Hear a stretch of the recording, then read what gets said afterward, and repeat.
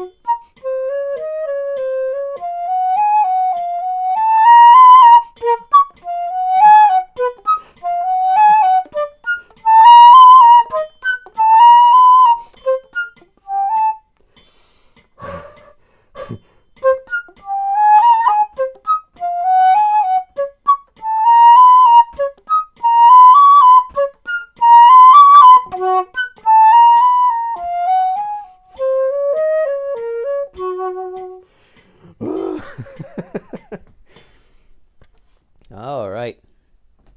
I hope you start to see that these are not little things. If you're just starting your flute journey with me as my student, I hope you learn that, or to appreciate that no piece of music, no matter how seemingly difficult or easy it is to you, is actually very difficult if you're a very good musician. Because as a good musician, even with the simplest of melodies, you can input so much expression, so much thought, intelligence, detail. There's not an end to what you can do. And it's not the piece of paper that dictates the complexity. It's what you have going on in your mind. So let me share some of that, the stuff that I'm thinking about when I'm playing number 13. First and foremost, as you notice, this is the longest etude so far in the book. It may actually be the longest etude in terms of numbers and stamina. So this is a stamina building excerpt. What does that mean? It means it has the same rhythm repeating over and over, the same techniques that you have to do literally 100 times over and over. The consequence of that is, as time goes on, your mental focus will diminish, and it will show up in your music, because the crystal clear articulations you have at the beginning will start to get muddled and lazy as you go through the piece. So if you practice this every single day, you're going to build your stamina of thought, of articulation, of breathing, of reading, of all sorts of things. And that's really something that you want to do. Is it boring? If you're thinking of the things you have to do, then I say no. It's not something that's boring to me. It is tiring, however, mentally and physically. So if you're not used to doing a lot of thought, then this may be boring. But if you're somebody who's interested in details, then this will not be boring. It'll just be very taxing for you. For me, this etude is the one that I introduced the 3 different B-flat fingerings for my students, in this book at least. It's a great opportunity to mark up your parts and to learn about the 3 different B-flats. If you're not familiar, let me just show you. You should be, but if you're not my student and you're watching, then this will be a great introduction. The flute actually has 3 fingerings for our B-flat in the first 2 registers. We have another fingering, a different fingering for the 3rd register, the high register, and I'll show you all of them.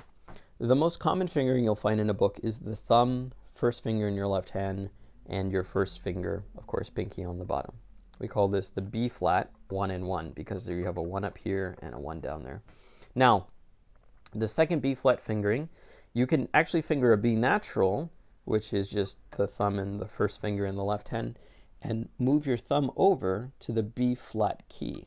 See this little key on the next to the larger thumb key closes the A sharp key, which is here. So off, on. As you can see, this key is moving on and off. And then the third fingering is what we call the B flat shake key. This lever here also controls the A sharp tone hole, or A sharp key that closes the A sharp tone hole. So fingering 1 with this finger down, fingering 2, this finger up, thumb down, because the thumb B flat fingering takes care of that. And then the third one again is a regular B fingering with the shake lever. In this etude, you have a lot of sharps and double sharps. We have 1, 2, 3, 4, 5, 6 sharps in this piece. It is not for the faint of heart. When you have pieces that have lots of sharps like that, it is a perfect opportunity to use the B flat shake. What is the purpose of the B flat shake? Well, when you're playing in keys like this, you can just leave this down and operate the other fingers, whereas in the left hand. Whereas if you use this fingering, you will not be able to keep it down and continue to finger the fingers of the left hand, because as soon as you get to a G, you're no longer fingering a G, you're fingering an F with this held down. But if you use the B flat shake key, you're no longer holding these extra 2 keys down. So you can actually just hold it down and play with technical ease by just focusing on the fingers of the left hand. I'll show you where that is in this piece. First, I want to perhaps show you in drawing what I use and what I've taught my students to do for a long time. When you're playing difficult pieces like this with many, many sharps, I advise you to mark your piece up. Mark your music up with these three symbols. This symbol is used not just by me, but I see it in lots of literature and have seen other flute players use this as well. This is a symbol which means put the B flat thumb key on. The opposite of that, to the left, is B flat off, B flat thumb key off. And then a lot of people have different symbols for their shake, but I just put an S. Little shake shaker. And that's the B flat shake key, that extra lever next to the right hand that I showed you. Now that you know the three symbols, what's really, really important is that you mark your music up. And in this etude, you will have much more efficient fingerings if you mark them. Let me show you what I drew in my ancient part over here. So as you can see, starting from the beginning, I marked it. I want the B flat shake on because I can access all of these notes. Sorry, B flat thumb key on. I can access all of these notes without too difficult of a combination. Then in the second line, that works for the entire line, by the way. And it'll feel the best in your fingers when you use that. The second line, however, is alternating. This symbol, it would be best to take your thumb off. Second and third measures on, off, on, off, on. In this way, you can get practice if you've never, ever used all three B flat fingerings in your music before. Then this is your perfect opportunity in this etude, in this study, to learn how to do that. There is no such thing. Well, let me not say that. I strongly disagree when I hear a flute teacher say, only use this or only use that. You are restricting the expression and the technique of your student if you say that. I've always said, learn how to do everything you possibly can with the limited amount of time you have on this earth. There are no rules for your life. If you choose to participate in this art, yes, there are traditions of the past, but you're the one that has to play it, and you're the one that has to live this life. And don't answer to anybody else, okay? There's no such thing in my world as only good flute players use the thumb one in one, or only good flute. That's nonsense.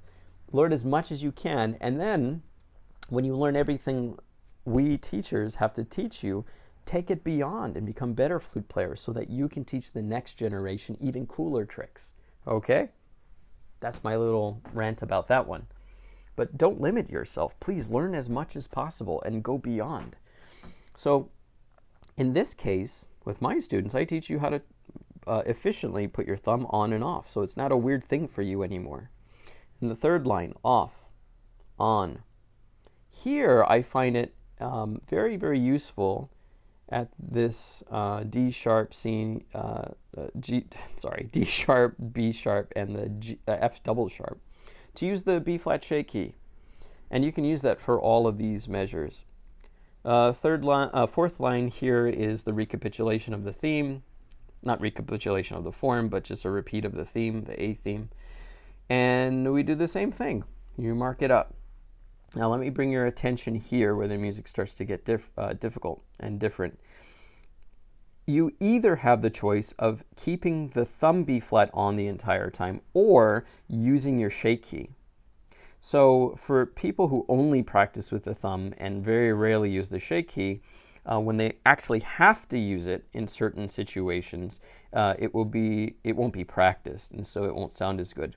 Use this line of the etude to practice all thumb and then go back and practice all shake. And you'll very quickly feel and understand the benefits and the downsides of both of these fingerings. But because it's a study, you're actually practicing and getting really, really efficient at using both. When it comes time to playing your own orchestral piece or ensemble piece, then you know how to do it because you're well practiced, and you can insert it as insert the either the shake key or the thumb B flat key as you see as you deem it necessary. I just want to keep going down on the page so that you can look at my markings if you choose to adopt them. This section is the same as these two, so it's either all shake or all B flat. And at the end, just be careful about some of these notes. I can barely read them, so sometimes I'll put little reminders of what the pitches are, the starting pitch, and that'll jog my memory as to what the rest of them are. At the end of the piece, we have dici al fine, da capo al fine, go to the head, go to the beginning, al fine, to the end. So to make matters worse, after doing all of this hard work, we go back to the beginning, and the fine is right there. Roller coaster of stuff. All right. So this etude, the conclusion of that little section of lots of talking, is that this is a great etude to really study the three fingerings of the B flat. Now, let's talk about phrasing. What do? The first two notes are staccato, and then we have a slurred figure, a slurred motive that has a crescendo under it. So obviously they're testing to see if the first two notes are consistent in dynamic and consistent in length of note in our articulation study. What I recommend you do is put more energy on the first note, the low note. Why? Because you remember the definition of register projection, right? Register projection means on the flute, high notes pop out louder dynamically than low notes. So if you're not paying attention to this fact, if you don't know it, and you play the flute, it will sound like this, where the high note pops out.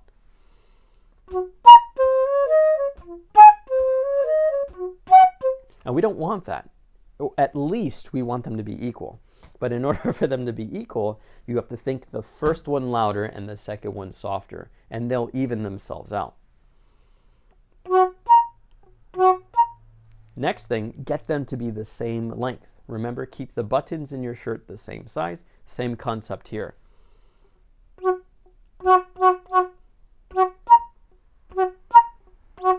Because they're in two different registers, it makes it extraordinarily difficult to do that on our instrument. So keep that in mind. Now the next slur passage, you have to crescendo to a certain special note. So what is that special note? Especially in certain editions, the dynamic, the crescendo and the decrescendo or diminuendo markings are not really clear to some of us, especially those of us who have glasses and can't see too well. So I have a rule. The top of the crescendo, the loudest note of any phrase that has these hairpins, is the first note of the diminuendo. Why? Because crescendo means start soft and gradually increase in dynamic, but diminuendo means you start at the loudest point and then you diminish, which means that must be the critical note. In this case, I've interpreted it as the third note, as you can hear in the recording. Short, short, short, da, da, third note, dum, staccato, and the third note staccato, and the third note staccato, and the third note staccato, and the third note da da, and the third note, all throughout. Can you change it? Yeah, you're the flute player, so just change it. This is not the most important piece of literature in all of flute music. To the contrary, this is a study. Mess around with it. Once you've done the requirements on the page and you truly understand and have those skills, play around with the music. Don't forget the meaning of the word play. It means have fun. So even though the text says crescendo on the third note, as a flute player now with control and skill, what if the music actually asked it to do the last note? Then it would sound like this. Da da da da da da da da. You can have a lifetime of fun by choosing different notes. That's the top of the crescendo. Maybe the first note. Da da da da da da da. Second note. Da da da da. In this case, it is written as the third note. So start there and then play around. See if you actually are in control of your flute, or whether the flute controls you. All right, that's one other thing that's completely that's very, very difficult in this etude. What else is in here? Oh, on top of that, you have these long crescendos. what we call the long line of the music.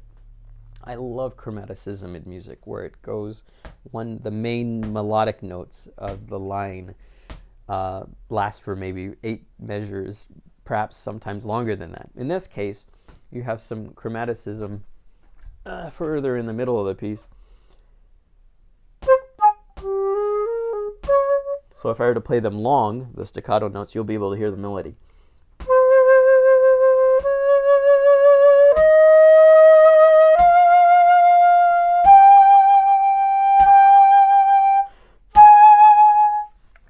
So bring out that melody. If you are in control of all of the other things we talked about, bring out that melody and you'll be a real superstar. All right, that's 20 minutes. That should be long enough.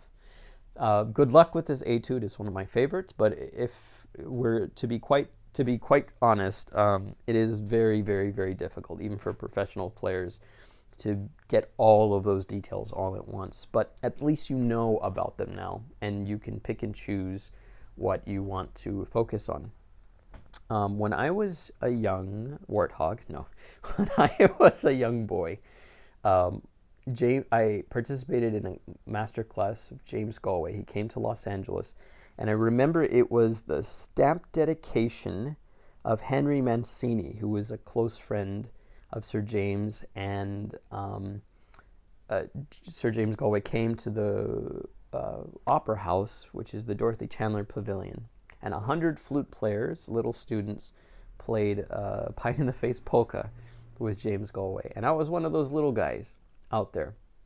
And I was more interested in his master class than I was playing. You know, playing is great, but I was a big, big admirer of Sir James Galway. And I remember him telling us way back then, well, 2 very important things that he's never, ever wavered from in all of my years of hearing him teach and give master classes. Number 1, practice your scales.